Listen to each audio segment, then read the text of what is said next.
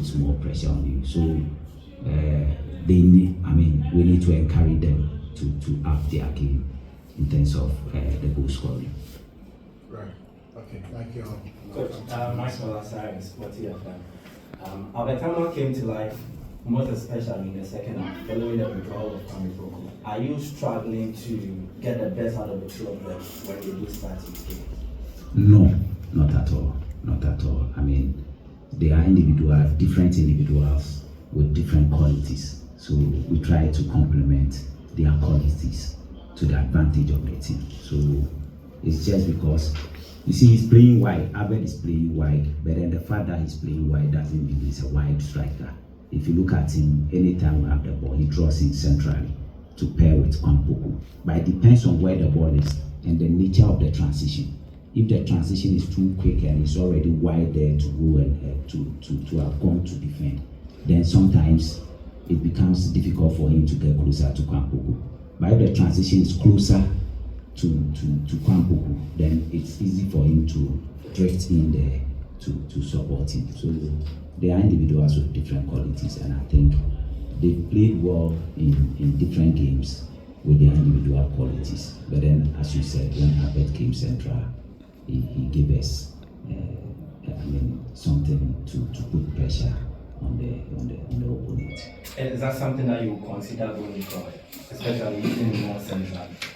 Yeah, but if you look at Abed at Olympics, he was playing as a wing striker. It is me who has converted him into a central striker, an arrowhead. Olympics, he was playing as a wing striker. So he's even more comfortable when he's playing on the wing. But then trying to bring him in, it means that we need to change the structure. So we look at the personnel available, the qualities they possess, and see if we can pair the two of them. Normally you look at the qualities and then the structure you want to play with them. Right. I'll come to Blankson and then Atakraba before you can, Little and advance, so you'll all get a chance. But Coach, I know you don't want to talk about individual players, but Fernando Bassi, especially with Saka out, he has a different profile to all the players you have. How important is it for you and the technical team to keep him fit going into the business end of the season? Because today when he came in, the game completely changed. Yeah, I think as you say, his profile is different, very attacking, conscious, always direct, typical winger attributes. He got injured. He's been training with both the youth team and now he's playing with the first team. And then we saw him last week and this week, and we thought that he's fine to play. And as usual, we need to start him from the bench gradually. So I'm happy he had the opportunity and he proved that he's back. And that's the hallmark of any player who wants to achieve. When you go out and then you come and you are given some few minutes, you let everybody know that you can also impact very well on the team. So I'm happy for him that he came in and gave us something that put pressure on the opponent. Coach, during your interview, pre-match interview with the Kotoko media team, you made mention of key areas of the Bichemi United team. But today, per what I watched the game from, you didn't get solution to the problems, especially when they're attacking Kotoko. Is it because they shock you with their tactics, or it didn't work for Kotoko today? What I spoke about was exactly what they demonstrated, and we had also trained on it that week. But as I said, today they just look slow on the field. If you look, it's not a typical Kotoko team you've seen over recent times.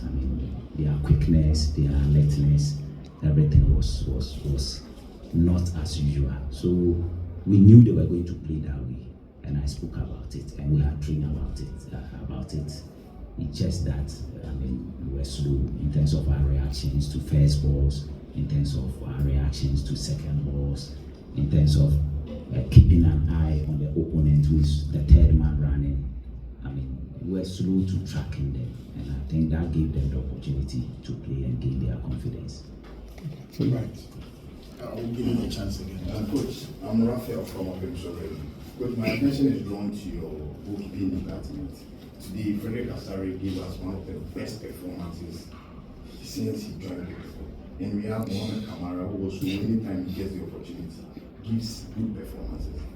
As a coach, how do you feel when you have two better goalkeepers in your team? There's Benjamin Chu to another prospect. So I feel good. I feel happy because anytime there's an issue, you have an equally good person for replacement. right. Okay, I'll come here and then Barras, then later. Coach, you are still on 8 matches to go. You are tied on points with Baby and Coasters as it stands.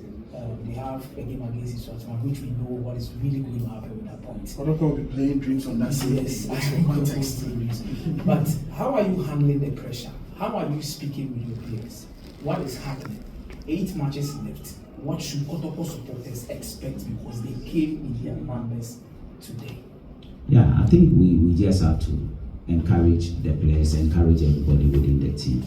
I mean, there should be some element of good commentary around the team so that emotionally the players will be stable to be able to focus.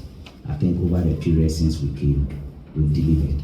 It's only today that we didn't get the maximum points for them. So I don't think this match should bring about a lot of negative commentaries around the team where things that are untrue will be created and will be pushed on people's neck and throats. No, I don't think this is the period to do that. This is the period to encourage the players, to encourage the technical staff to get their act together. Once we have some emotional stability within and outside the team, I think it will be good for us going forward. Once the commentary becomes unpleasant and it gets into their minds and their hearts, I think it will let them drop their head. And once they drop their head, we have lost it. So let's encourage them to keep their heads out, chest out, and let them understand that they can bounce back, or we can bounce back to get the maximum points in our next game. Right. Coach Ricardo Rouse, Watcher TV. Coach, by your own account, there seems to be a drop in the fitness of the coach, of the players.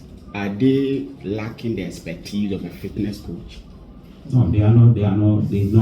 I have not said that they were fit. I said they were soon to be. I don't know, I gave any account that.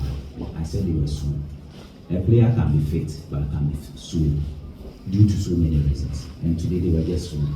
Yeah, that is it. So I have not said that they lack fitness. You didn't mention the trip to Pandu. That's fatigue. As fatigue. That's fatigue. Fatigue has nothing to do with somebody's strength and endurance, which is equal to power.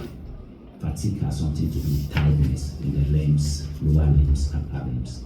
Yeah, so they are fit. It's just that today they were sold. Is there a follow-up? Okay, I'll come back to you later. Okay, Coach, my name is Leto from Media General.